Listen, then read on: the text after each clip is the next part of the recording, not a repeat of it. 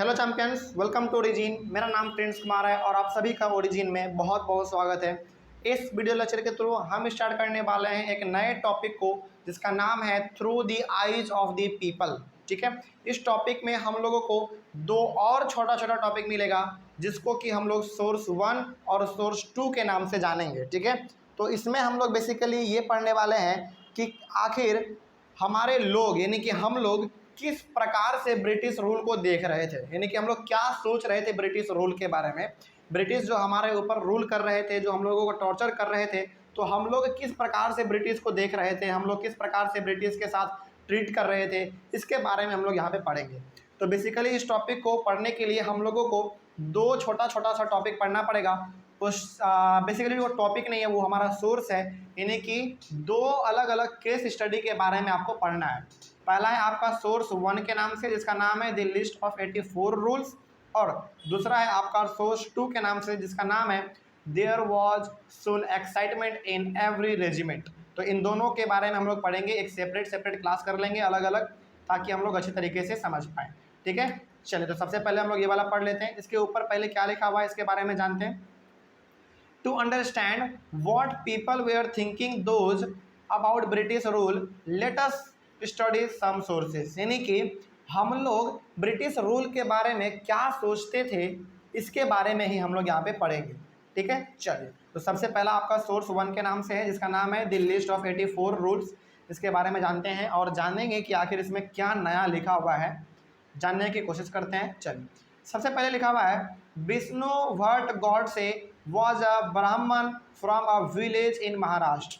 विष्णु भट्ट गॉडसे जो थे एक इंसान ही थे, बेसिकली वो एक ब्राह्मण थे, यानी कि वो ब्राह्मण से बिलोंग करते थे और वो एक महाराष्ट्र के छोटे से गांव से रहते थे, यानी कि गांव से बिलोंग करते थे। ठीक है, तो पहला बात यहाँ पे ये हो गई कि विष्णु भट्ट गॉडसे एक ब्राह्मण था और वो जो ब्राह्मण था वो महाराष्ट्र के एक छोटे से विलेज यानी कि गांव से बिलोंग करता था। ठीक है, या फिर आप इसको ऐसे भी कह सकते हैं कि विष्णु भट्ट गॉडसे महाराष्ट्र के विलेज में रहने वाला एक छोटा सा हमारा ब्राह्मण था। ठीक है, आगे Vishnu Bhatt Godse written a book name Majha Pravas. Vishnu Bhatt Godse जो कि एक ब्राह्मण थे, उन्होंने एक बुक लिखा था जिसका नाम था माझा प्रवास। ठीक है, आगे बढ़ते हैं। According to his book, he and his uncle going out to attend a यज्ञ in मथुरा। उस बुक में यानी कि माझा प्रवास बुक में ऐसा लिखा गया है कि विष्णु भट्ट गॉडसे और उसका अंकल, यहाँ पे ही किसके लिए है, ही यहाँ पर है विष्णु भट्ट गॉडसे के लिए, और हिज किसके लिए है, यानी कि हिज अंकल, यानी कि उसके अंकल जो उसके चाचा रहे होंगे वो।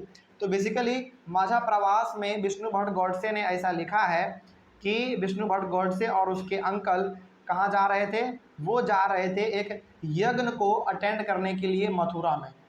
बेसिकली ये लोग ब्राह्मण थे तो इनका पूजा पाठ से ही जुड़ा हुआ काम रहता था, यज्ञ कराना, पूजा पाठ कराना, है ना, इन सारे कामों को वो लोग ही करते रहते थे। तो माझा प्रवास जो कि बुक विष्णु भट्ट गॉडसे के द्वारा लिखा गया है, उसमें एक बार की बात है जब विष्णु भट्ट गॉडसे और उसके अंकल दोनों मथुरा जा रहे थे एक यज्ञ में। ठीक है, यज्ञ हो रहा था, एक पूजा पाठ हो रहा था, वहीं पे वो लोग जा रहे थे। ठीक है, उसके बाद क्या हुआ और चीज़ यहाँ पे लिखा हुआ है जानते हैं। He and his uncle made some sepoys on the way who told them that they should not proceed on the journey because a massive upheaval was going to break out in 3 days। अब ये दोनों मथुरा की ओर जा ही रहे थे, विष्णु भट्ट गॉडसे और उसके uncle. उसके बाद यानी कि ये लोग जा ही रहे थे, बीच में मिल गए कुछ सिपाही, बीच में कुछ सिपाही मिले तो उस सिपाही ने विष्णु भट्ट गॉडसे और उसके अंकल से कहा कि भाई देखो आगे तुम मत जाओ, यानी कि तुम्हारा जो जर्नी है इसको यहीं पे रोक दो, आगे मत जाओ, क्योंकि क्योंकि 3 दिन के अंदर जो है एक बहुत बड़ा घटना होने वाला है।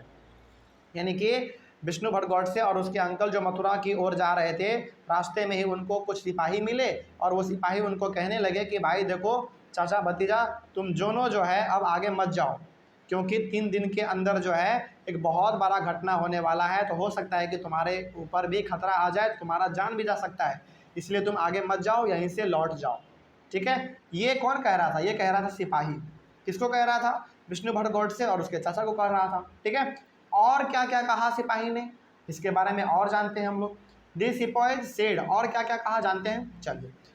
ये तो कहा ही कि तुम आगे मत जाओ, लेकिन और क्या क्या कहा सिपाही ने, इसके बारे में भी जान लो। सिपाही ने कहा कि East India Company decided to eliminate the religions of the Hindus and the Muslims. सिपाही लोग कह रहा था विष्णुवर गॉडसे और उसके चाचा से कि देखो, ईस्ट इंडिया कंपनी जो है ना, पूरी तरीके से ये डिसाइड कर लिया है कि हिंदू और मुस्लिम का जो रिलीजन है, यानी कि हिंदू मुस्लिम दोनों को ख़त्म करना चाहता है। वो दोनों रिलीजन को ख़त्म करना चाहता है, क्योंकि देखिए हमारे इंडिया में ना बेसिकली 4 रिलीजन है, हिंदू, मुस्लिम, सिख और ईसाई। तो हिंदू और मुस्लिम को जो है, हिंदू और मुस्लिम ऐसे 2 रिलीजन है जिसको कि ईस्ट इंडिया कंपनी ख़त्म करना चाहता है। ये सारा बात कौन बता रहा है? ये सारा का सारा बात वो सिपाही लोग बता रहा है। किसको? विष्णुवर गॉडसे और उसके चाचा को बता रहा है। तो पहला बात उन्होंने कहा कि ईस्ट इंडिया कंपनी जो है हिंदू और मुस्लिम धर्म को, यानी कि रिलीजन को ख़त्म करना चाहता है। ठीक है, आगे और क्या कहा सिपाही ने, इसके बारे में जानते हैं। The company had made a list of 84 rules and announced these in a gathering of all big kings and princes in Calcutta.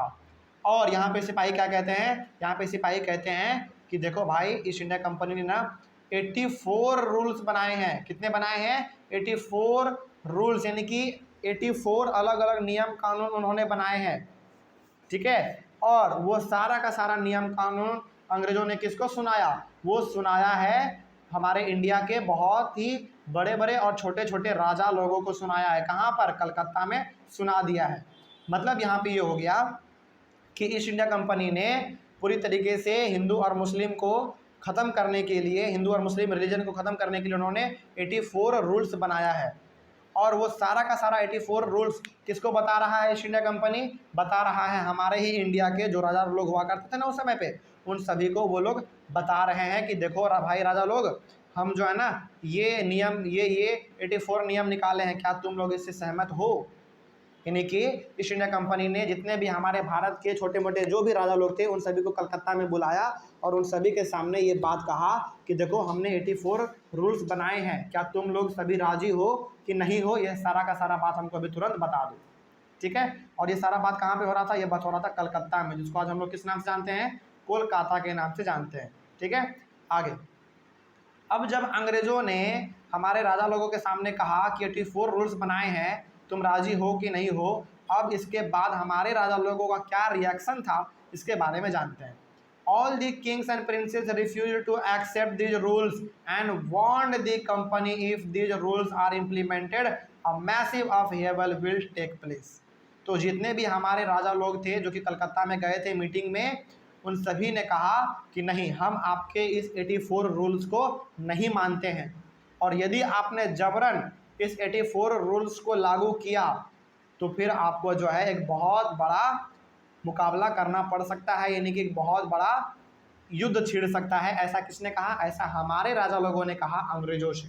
ठीक है, आगे बढ़ते हैं और सिपाही लोग क्या बता रहे हैं? All the kings and princes return to their capitals in great anger. तो वहाँ से हमारे जितने भी राजा लोग थे उन्होंने ये बात कहकर, क्या बात कहा उन्होंने ये कहा कि हम लोग जो है आपके 84 रूल से सहमत नहीं हैं, एग्री नहीं है, और यदि आपने ये नियम लागू किया तो फिर आपको इसका जो है भुगतना पड़ेगा, इसका इल्जाम आपको भुगतना पड़ेगा।